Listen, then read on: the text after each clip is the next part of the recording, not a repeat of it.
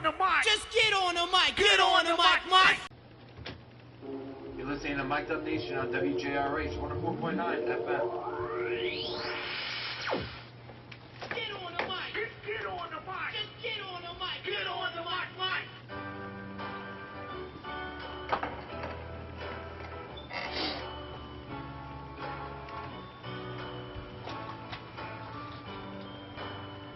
Well, you can tell everybody.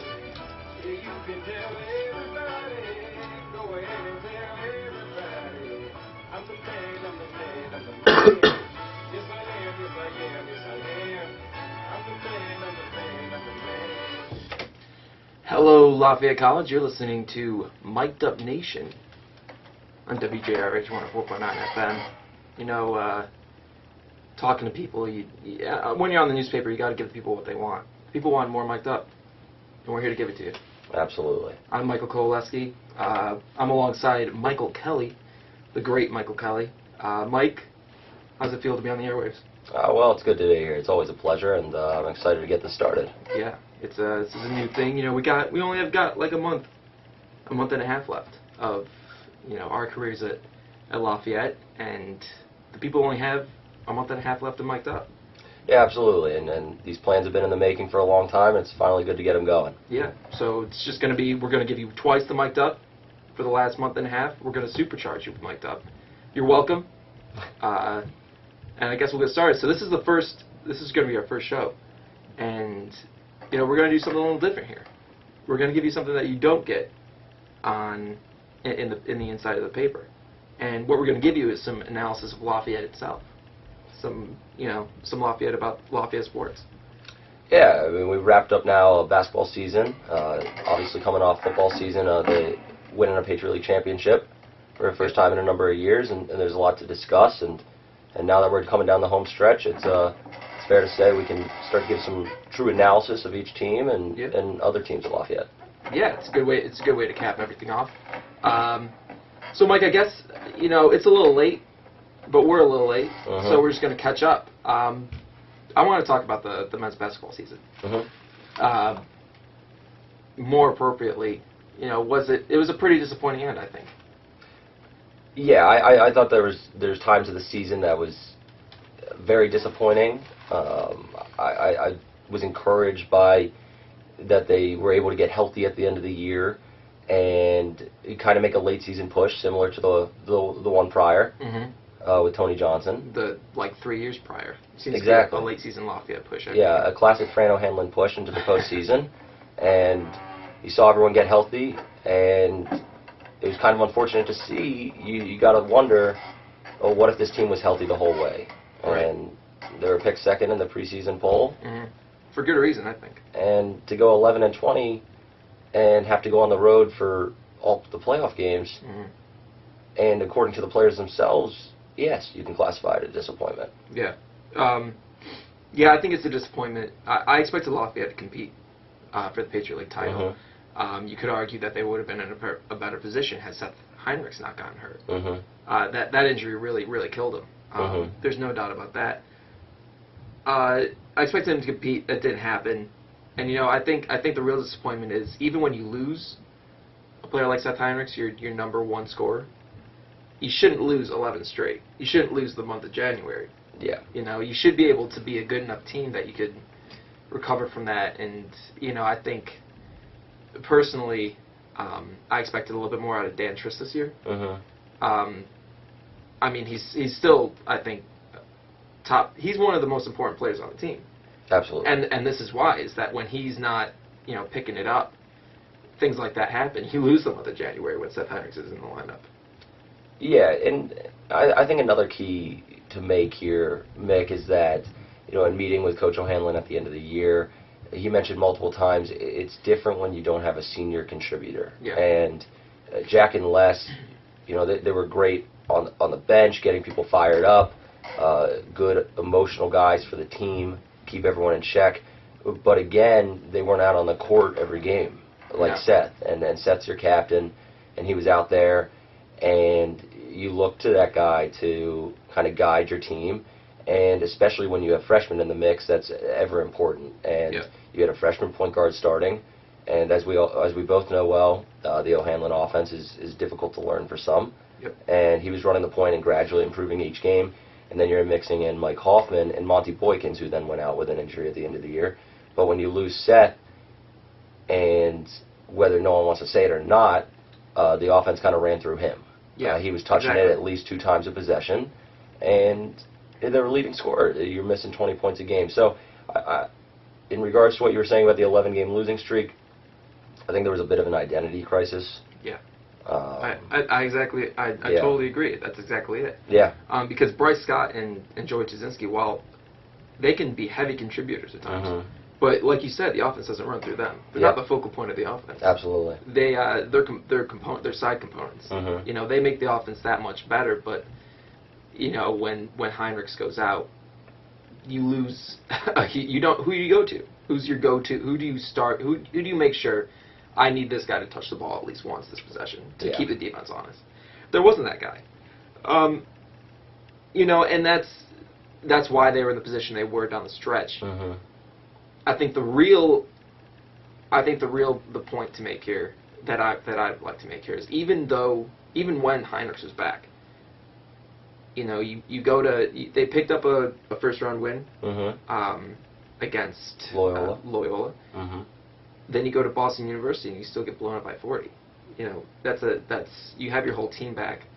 You like to think that contenders don't get blown up by 40. That doesn't happen. It's a tough place to play. Boston was a great team with a lot of good senior leadership. They didn't even end up winning the tournament. You know, the American just cranked up their defense to 11 and got them 35 in the championship. But and that's almost more disheartening is that you didn't even get blown up by 40 to the champion. Yeah, and I'm not one to make excuses, and I'm not going to do so here.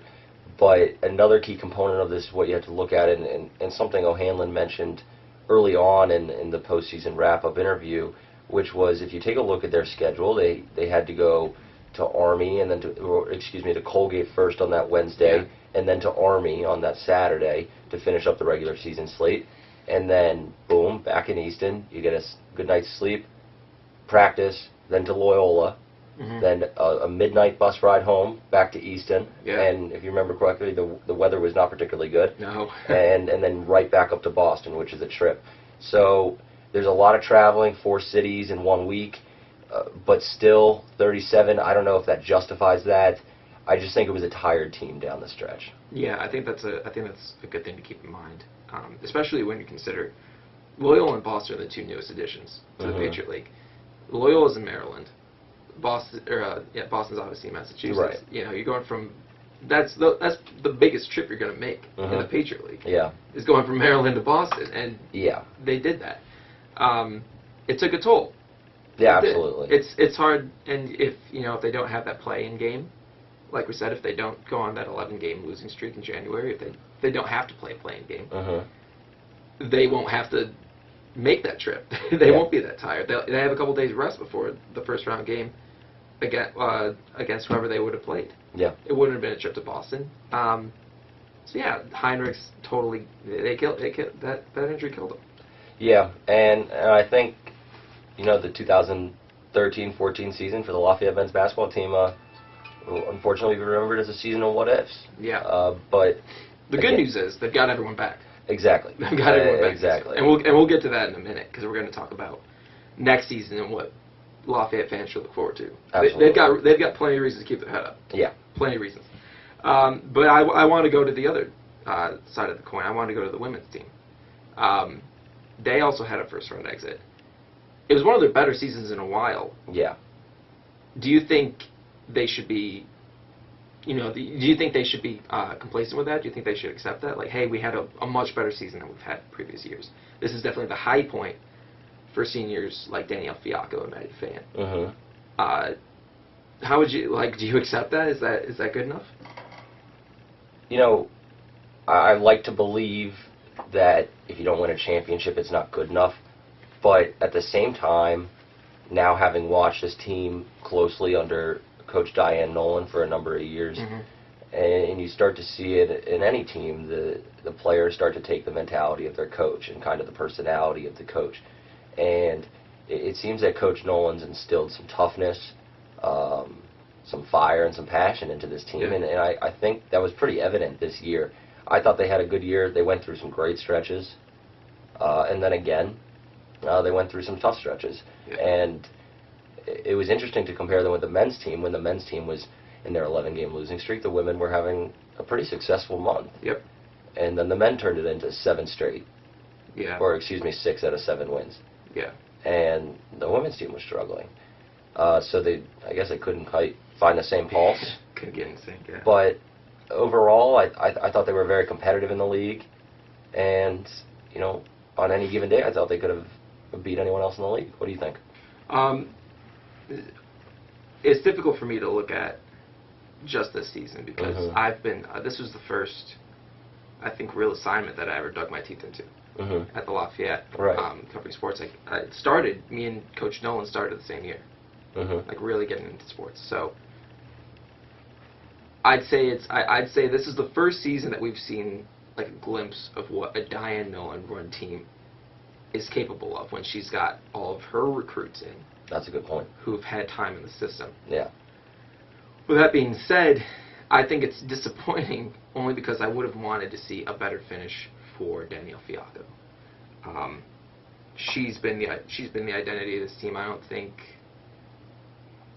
that. Consider this: she would have had a couple of block shot titles under her belt if not for a player named Brittany Griner. That's the only reason she doesn't have 2 block shot titles under her belt. National block shot titles under her belt. She's broken records here at Lafayette. She's put the time, she's put in the work, and I would have loved to see her come away with a Patriot League win or 2 under her belt, which again they were more than capable of. Absolutely. It was a pretty heartbreaking loss in the first round, and I think that's what constitutes. I come away disappointed because I know what this could have been. You know, I think the men put themselves in such a tough position that you look at that finish and you say, yeah, well, that's basically what I expected. Yeah. The expectations that I had were higher than a first-round exit. And I think the expectations for Danielle's career were more than just statistics. And this, by the way, I think fits into a larger argument of, you know, like the championships for statistics. Like, what makes a better player? And I think just looking at Danielle's career, great player, put up statistics, tons of statistics, didn't have the wins under her belt to be considered. If this was, you know, a professional discussion, people would say, oh, she never got a ring. You know, and that I think to me is pretty ridiculous when you consider just one player's accolades and one player's ability. Like, what is that player's legacy? Damn, those block records are going to stand for a while. Absolutely. It was ridiculous. She averaged like 2.5 a game, I think, last year. Gave her the nickname the Baroness of Blocks, or the Sultaness of SWAT. I remember that one. Yeah. So again, hoping for a Patriot League win or 2.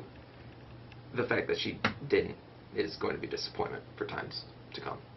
Yeah, and you see this often in sports today. A player, particularly a good player, that gets stuck in kind of a bit of a transition, and she was part of this transition. But I think her, and along with those other seniors, Maddie Fayen again, great contributor.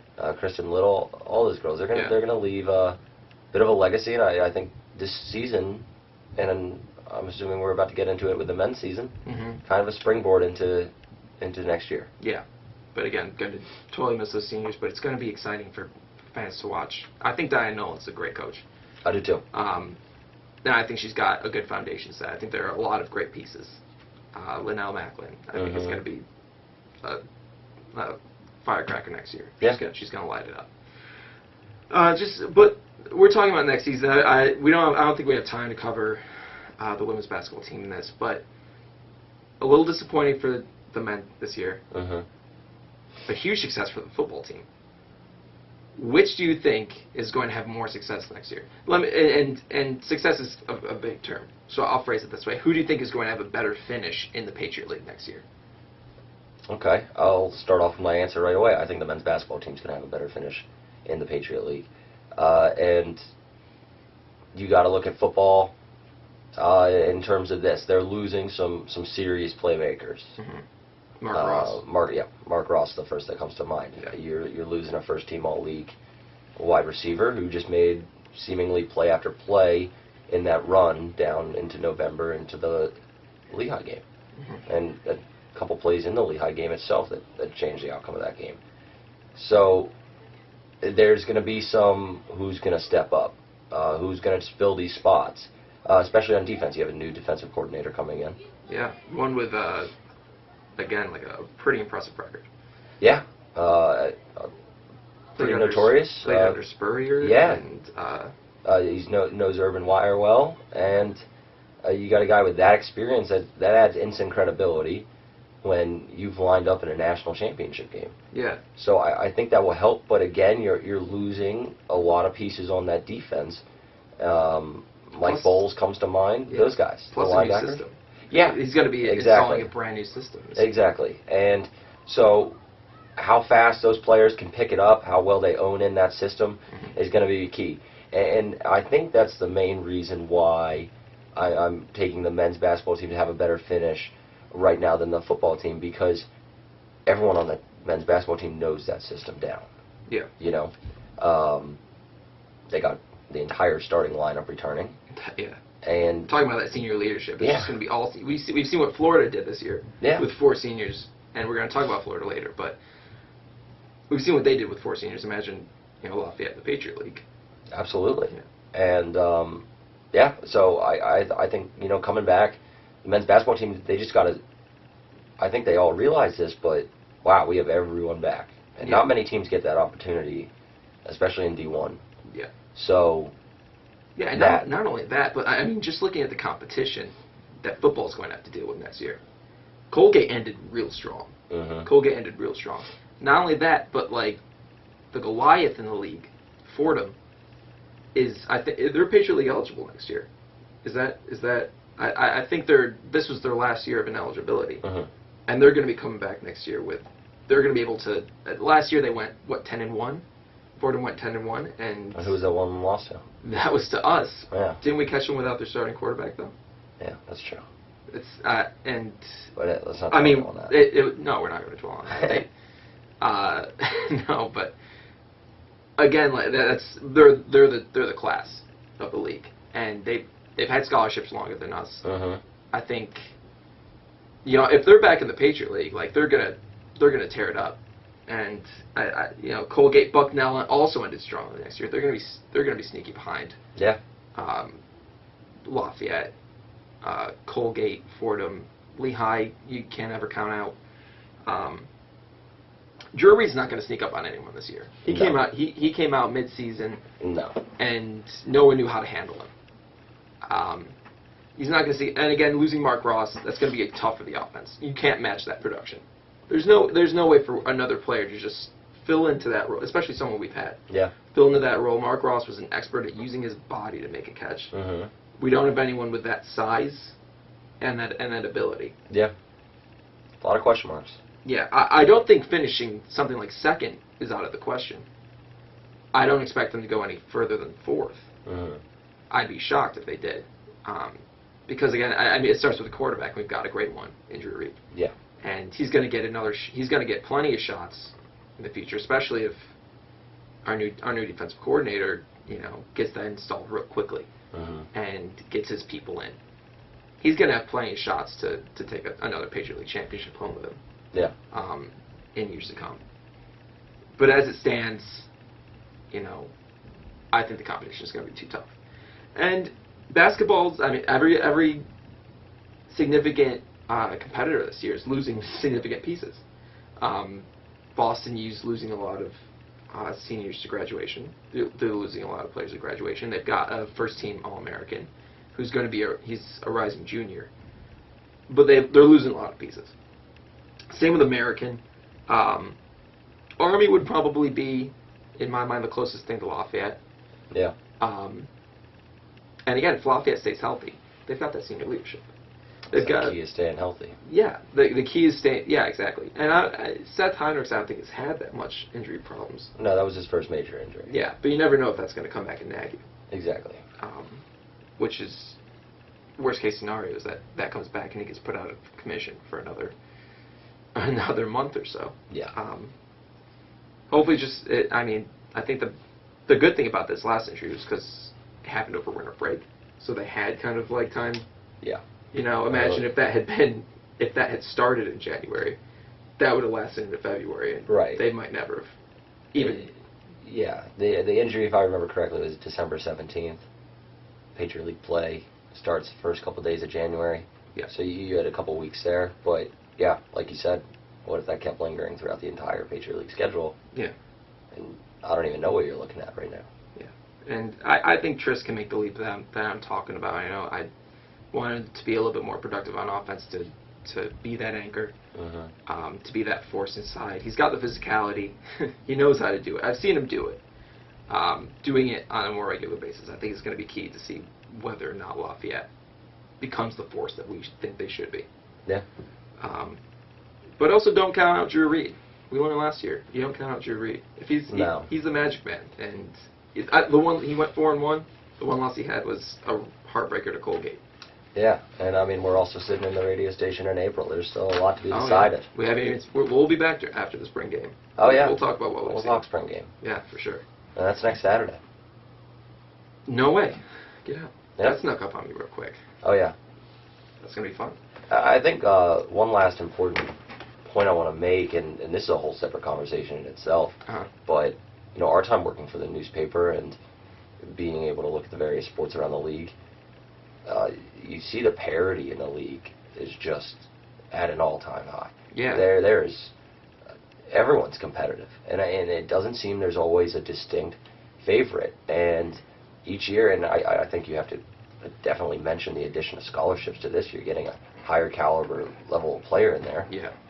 But even teams like Bucknell, who you thought were going to be like the walking mass of the league, basketball-wise, earlier on, ended up coming on strong at the end of the year. You couldn't just take them for granted. You can't take anyone in this league for granted anymore. No. And that's definitely the benefit of scholarships, and that's a whole. Whether it's worth it or not is a whole other discussion. Yeah. And we'll have some pieces coming out in Lafayette that'll help us with that discussion. But for now, I think we can agree that it's definitely improved the quality of play. Yeah, absolutely. Yeah. There's no denying that. All right, so we're going to go PSA. I just want to remind everyone you're listening to WJRH 104.9 FM, Lafayette College Radio, Easton, Pennsylvania. Save money and save the planet. Take Back the Tap is a student group working to reduce bottled water waste at Lafayette. Like us on Facebook and sign the pledge to choose reusable bottles over disposable plastic bottles. That's from Mr. Aaron Levinson. It's his passion project, and love to help him out with that. So let's go, talk college basketball. Let's go to, the best sports tournament in the world, arguably, March Madness. Got the Final Four coming up tomorrow. Do you have any predictions? Oh, well, I particularly enjoyed watching this Kentucky team. Oh yeah, they've had the best games of the tournament so far. Yeah. Yeah. I think every time they're on, you can expect it down to the wire, some crazy commentating, and some good John Calipari expressions. But I've liked watching this team grow. A lot of people are labeling this, as the best recruiting class in college basketball history, and those expectations, it seemed, weighed heavily on this team throughout the year. There's a lot of lack of confidence. They had like 34-0, 40-0 shirts made before the season started. Yeah, and a bit preemptive. And I think getting them the 8 seed was a blessing in disguise, not for the teams that had to play them, notably Wichita State. Yeah, I don't think they were too happy to see Kentucky as their now third round game since the tournament changed format. We'll just call it second round. Yeah, I'm going to stick to the old ways. Yeah, come on. But, I think I like Kentucky a lot against Wisconsin. And Kaminsky's, he's forming into a superstar from Wisconsin, and I really like the Wisconsin style of play. Bo Ryan's just a fabulous coach. But this Kentucky team's peaking, and I see a lot of confidence. It seems like everything's starting to click. The absence of Willie Cauley-Stein, yeah, that's going to be big. Mm. A long guy down low. I have long arms, but not compared to this guy. He's huge. It's a little bit extra length. Yeah. Yeah. When you couple it with like a 30 vertical. Yeah, triple XL length. I mean, this is so I like Kentucky in that game, and then on the other side of the ball, it seems like UConn's always making a deep run in March. I hate that. I'm sorry. We're both fans of teams that just left the Big East. Yeah, let's just be honest. I'm a Pitt fan. I'm Cuse. I mean, if Loft and Cuse ever faced in March Madness, got to go with Lafayette. I had to. But I mean, I'm a Big East kid at heart. I grew up at the Carrier Dome. It's irritating. Yeah. I hate UConn. I thought I hated UConn because of Calhoun. No, turns out I just hate them. Period. Kemba Walker was irritating. Shabazz Napier is Kemba Walker 2.0. Yeah. They're the only team to have beaten Florida, or they're the last team that beat Florida. Yeah. Florida's won 30 straight. It's been insane. It's been a while. It's been a while since they lost. Yeah, I don't think they know what losing is right now. No, I don't think they remember. And the last time they lost was a Shabazz Napier buzzer beater. Yeah. Obviously, Florida's a better team than they were then. They've improved since then. Absolutely. UConn's improved since then. Mhm. UConn was counted out at one point of the season. They ended up with a 7th seed. Yeah. Also, I don't know if you've gotten this, but people are referring to Kentucky and UConn as Cinderella teams. I want to make it clear. They're not Cinderella teams. If you've heard of them, if they've been national contenders, like they're a blue chip program. Yeah. They're blue chip programs. They're not Cinderellas. They just had an off year. UNC did the same thing a few years ago when they were the 8th seed and they got to the Final Four. It's not the same thing. There's some sort of underdog level that these two just don't have. They're contenders year in and year out. Yeah. I just want to clear the air about that because people have been calling them that. They're not Cinderella teams. No, they're not. Really bulky, maybe like real ripped Cinderellas. Not the same thing. No, you can't put them on the level with Dayton. No, Dayton or Butler a couple years back. I mean, they got VCU. 5 top 100 players. Yeah, Not exactly. A Cinderella team. Yeah, preseason number 1. Yeah, that's not Cinderella. Oh yeah, that heartwarming story of the preseason number 1 that made it to the 8th seed, and then climbed back up. Like, no, that's not. No. It's not the same heartwarming story. Yeah. So who you got? I like to see, and I think we're going to see, an SEC matchup, which is really ironic considering the SEC is awful besides these two teams. Horrific.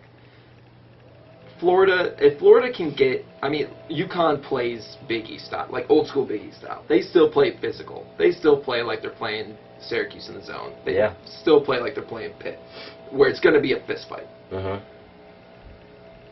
If Florida can get their outside shooting line, mainly Michael Frazier II, especially in the second half, because we've seen, especially Michigan State last game, got hot outside in the beginning of the game, cooled off, and never got that back in the last seconds when they played UConn. So if Florida can keep that going late, Florida's played the best out of any team, I think, so far. I think they've had the most impressive wins. I think even the Albany, they ended up winning by 12, but there was never really any doubt. I think they've played the best out of any team, more consistently. If UConn didn't have Shabazz Napier, I'd be so much more confident about that pick. Yeah, I'm also taking Florida for this reason. UConn essentially played a home game in the Elite Eight against Michigan State. How many UConn fans do you think were licking their chops saying, we got to go back to the Garden and watch this? Oh, yeah. Yeah. Gosh, they must have been pumped when the schedule came out. Yeah, I know. I mean, there's just too many memories of UConn dominating the Garden. Yeah. And they did it again. Yep. So I treated that like a home game for UConn. At Arlington, Texas, that's a long way away from That's a long way from home, yeah. I hope the fans are traveling because, Yeah, and again, it's going to be neutral ground. Yeah, neutral ground, long ways from home. UConn travels well. Florida does too. It's going to be a good atmosphere. Oh, yeah. It's really about what I think versus versus Magic. There's science, which is Florida, and then there's magic, which is Shabazz. Mm-hmm. That's the game. He's unpredictable. If they can, it's really about their offensive production, because I think this is a question I want to save till later, but I'm gonna give my answer now. Michigan State, I think, is going to sit at home during this and think that they should have been in the Final Four. And this is the reason why, is that Adrian Payne, one of the best players in the country, I don't know if anyone saw, threw down a ridiculous dunk last night. He was on the perimeter most of that game. He's a big guy. It was, Yeah. I mean, this is, again, it's UConn style, play physical inside. Their game plan was to keep Adrian Payne on the outside. It worked. But there were a couple plays down the stretch where Adrian Payne, it was too late, too little, too late. But Adrian Payne would end up inside. They'd get him, they'd feed him the ball, and he'd make a play. Yeah. If Michigan State does that for most of the second half, I think they win that game 9 times out of 10.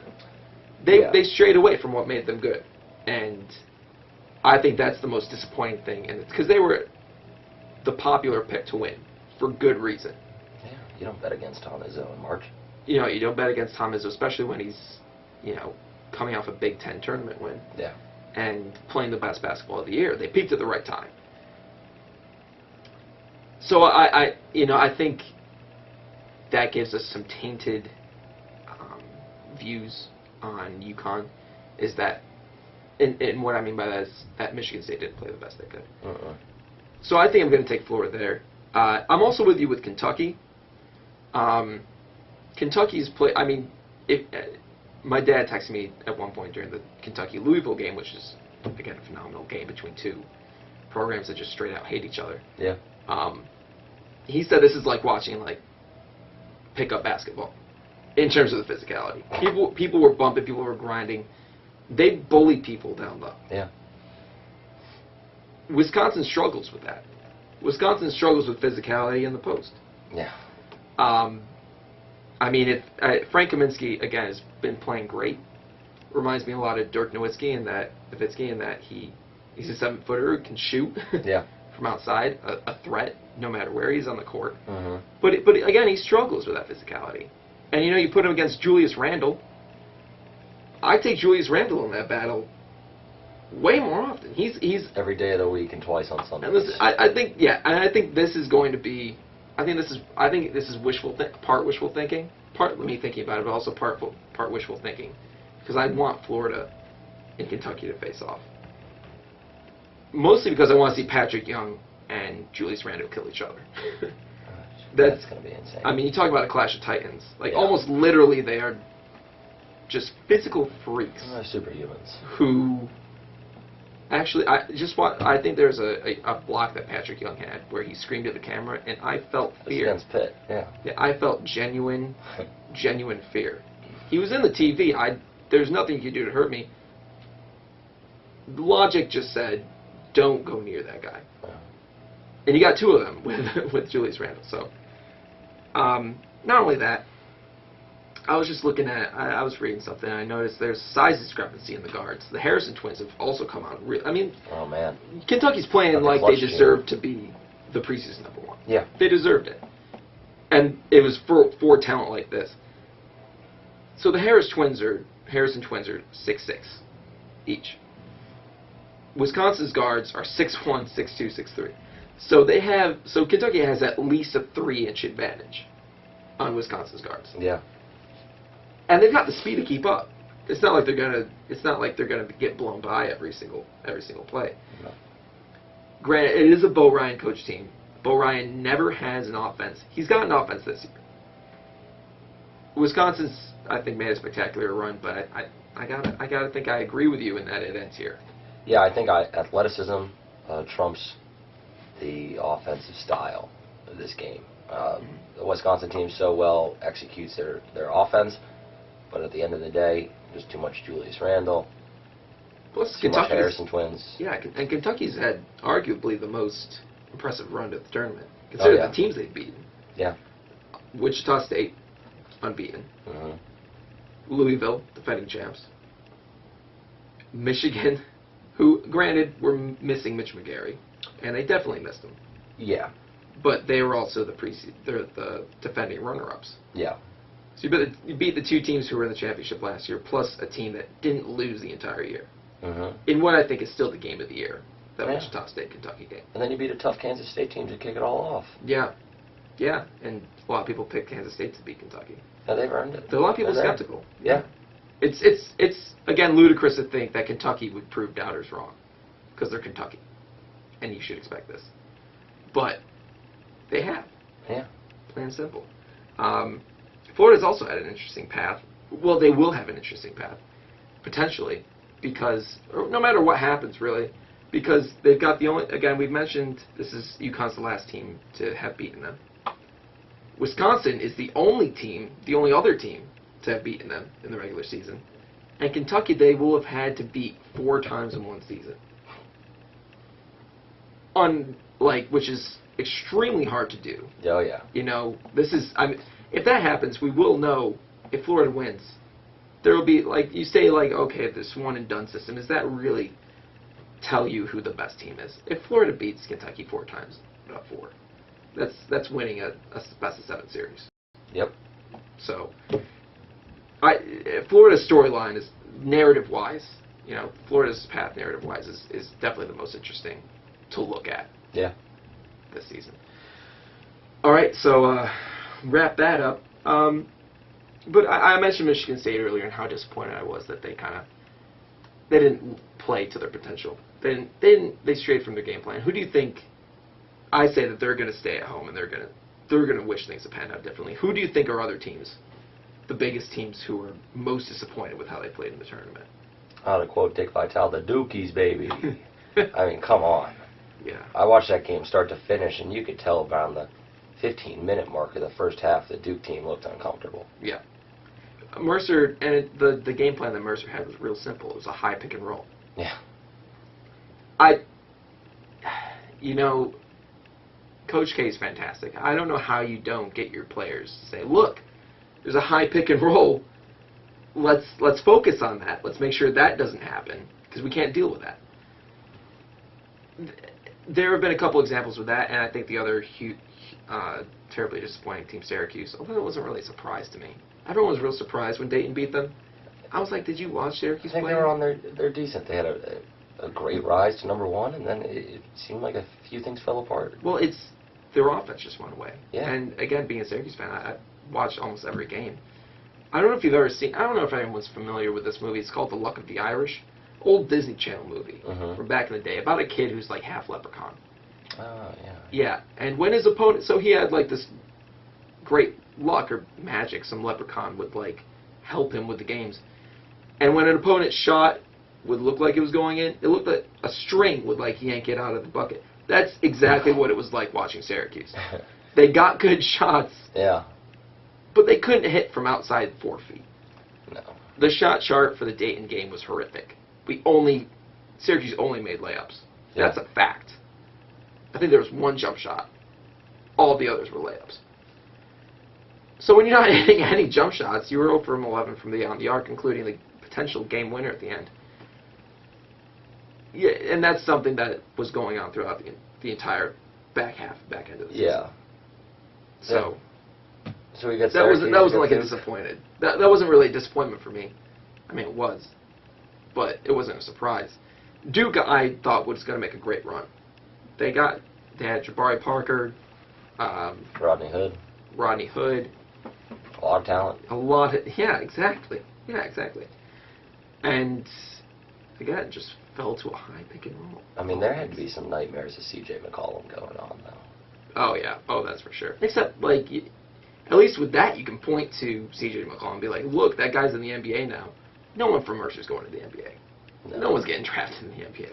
Yeah, they just lost to a good, strong veteran team. Yeah. One that is from the same conference as Florida Gulf Coast. I don't know if you knew that. I don't know what conference that is, but that's a powerhouse. Yeah, we got to look at that as like making a name for themselves. We just don't know it right now. Yeah. That's a great way to say it. Not a mid-major anymore. They're a major conference now. I mean, those two teams the past year. Yeah.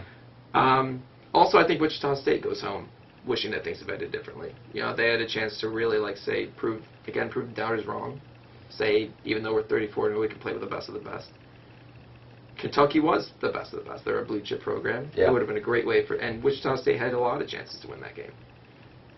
I think that's going to be a tough one for them to swallow when they look back on this 20 years from now. Let's go with another PSA. We've got 15 minutes left of the show. Let's hit it. All right. So just a second, another kid dropped out of school. And there's one every 10 seconds. Almost 200 kids an hour, and that adds up to 5,000 kids every school day. We do nothing, 3.5 million kids won't receive a diploma over the next 4 years. But there is someone who can change that, and that someone is you. United Way knows that kids who have a caring adult in their life are more likely to make it. So make a pledge. Tutor a child who needs help. Mentor a kid who needs someone on their side. Volunteer to read to children, because the path to success or failure starts long before graduation day, and the difference between a graduate and a dropout could be you. Take the pledge to volunteer now at unitedway.org. Brought to you by the United Way and the Ad Council. That was powerful stuff. It was tough to read. That was I felt emotion. I thought it was Oh, I have a tear from my eye. yeah, dramatic tour de force, Mike. Yeah. Killing it here. We're doing a sports show. This isn't, daytime soaps. Come on. So, huge game in the NBA last night. Huge playoff implications. Spurs and Thunder played. Thunder took it, 101 to 95. Yeah. If I remember correctly. Something like that. Broke a 19-game winning streak from the Spurs, the longest in franchise history. Yeah. What do you think that says about the Western Conference race?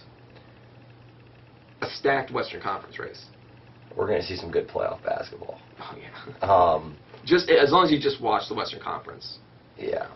East is going to be a little bit more iffy until you get to the championship. But yeah, exactly. Yeah. But the Western Conference, there's going to be some memorable moments coming out of the Western Conference. I don't know. I like Greg Popovich's strategy. Let's rest Manu Ginobili for the playoffs. I mean, anything Pop does, you can't really argue against. Not with that much success consistently over that number of years. Yeah. But I liked how OKC played their starters all game and went all out. They need to start seeing that they can beat the best of the rest consistently. And I'm going to be shocked if these two don't end up in the Western Conference Finals together.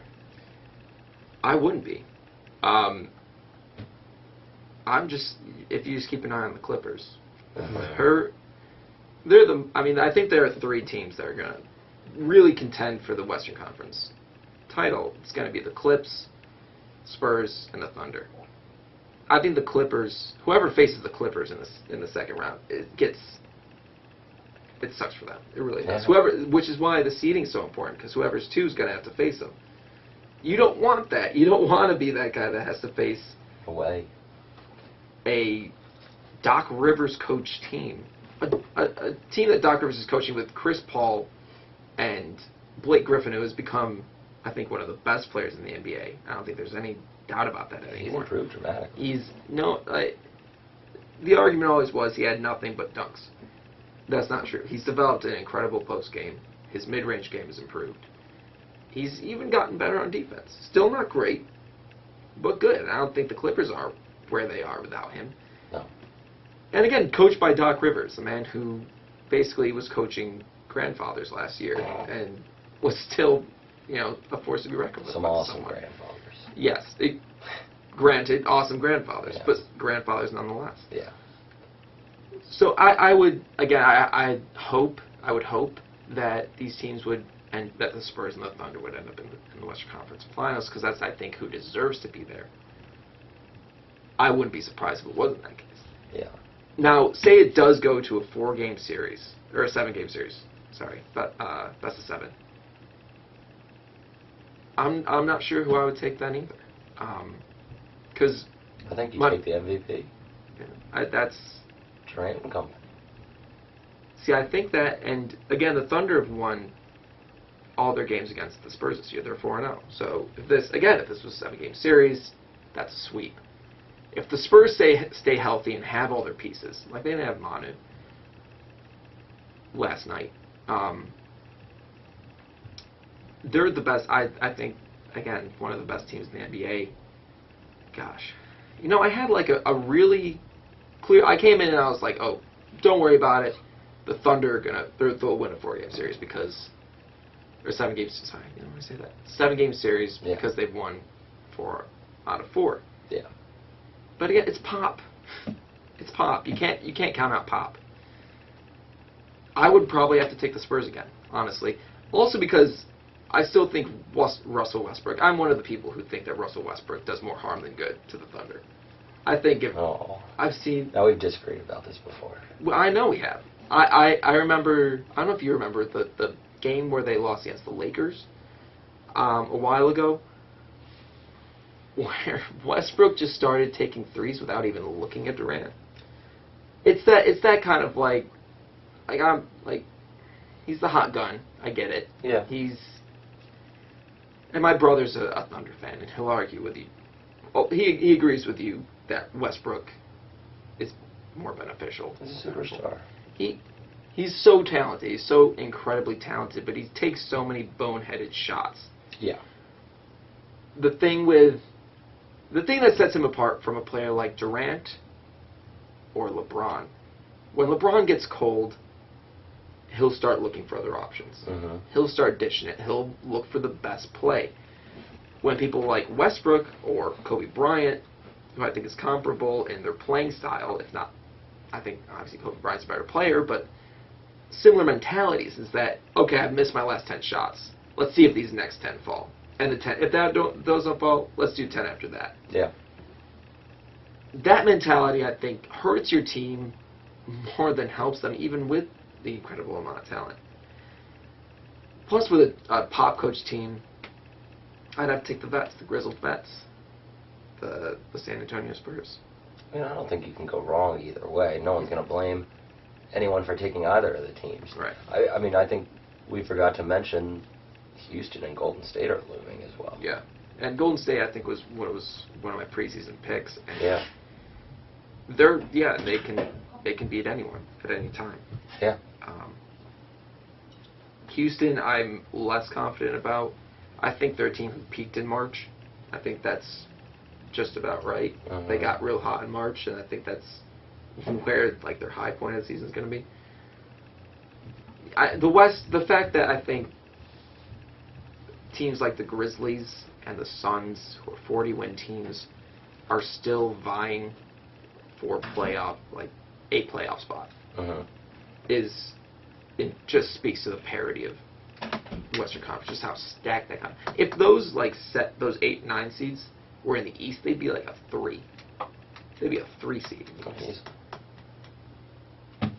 I don't know what else to say after that. I mean, I was going to ask Eastern Conference predictions, but that's basically, are the Heat or Pacers going to win? Yeah. Plain and simple. Which is less clear-cut than I think it was. I think before I might have taken the Pacers a 7-game series. The Heat have actually, they lost it. They lost, I think, 50% of their games at one point over a 14-game stretch. And they're in the number 1 seed now.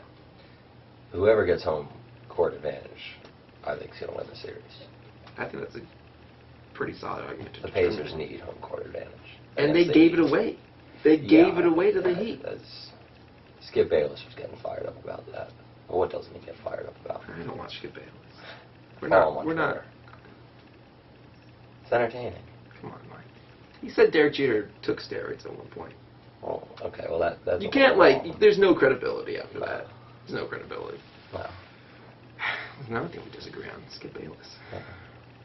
It's disappointing. Let's see if we disagree over Deshaun Jackson. Okay. Just looking at the move, why do you think the Eagles cut him? I think he was a cancer in the locker room.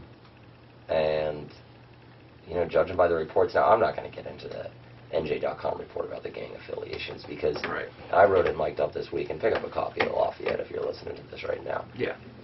But I thought the evidence was shaky at best. You need something clear cut, something finite, and I didn't see that in that report.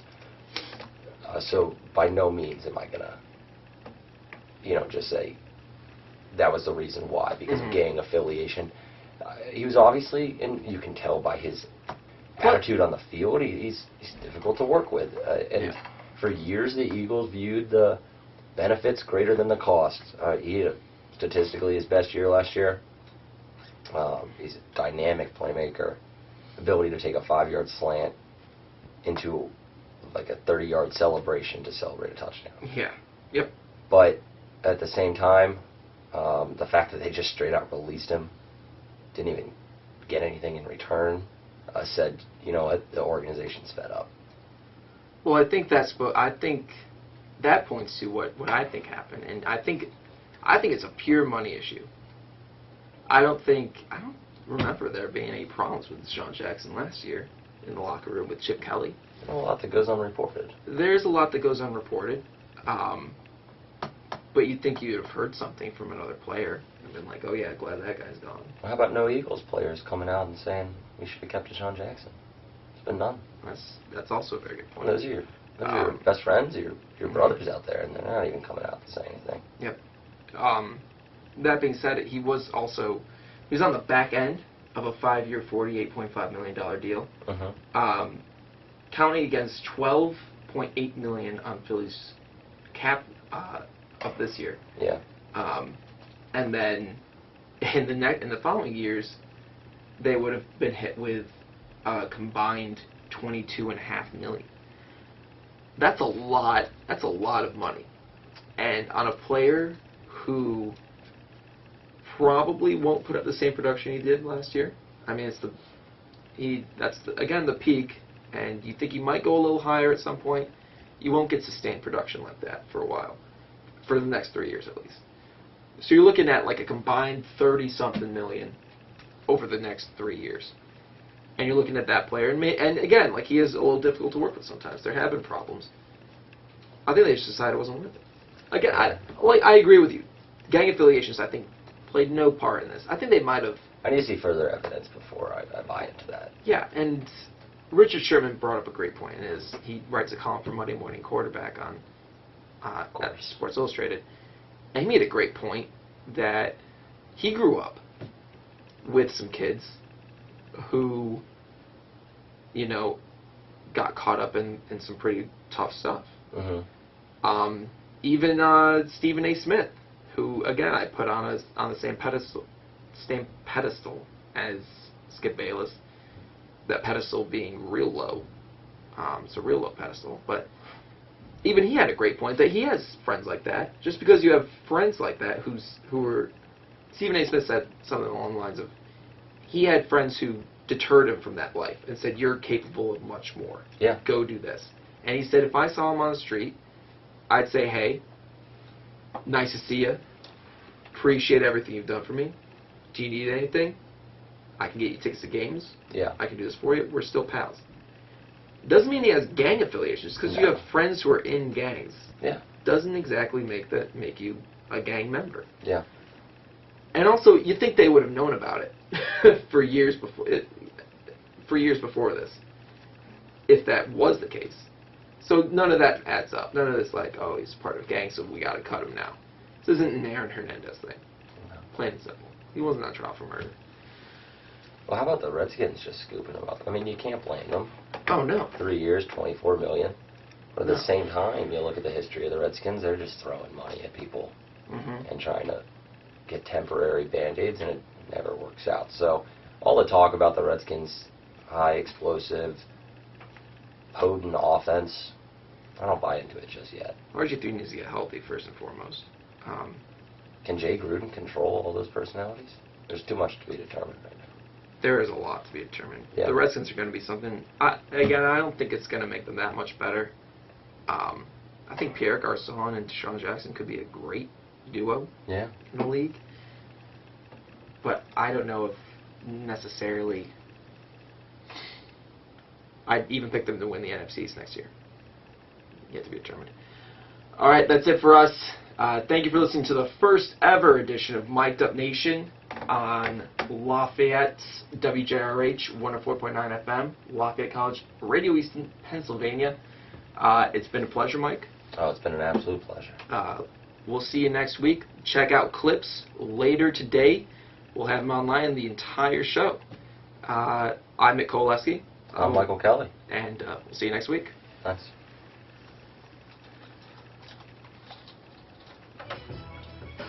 That was fun. That was fun. Here's another one for y'all to peep. It's called MIKE on the MIC.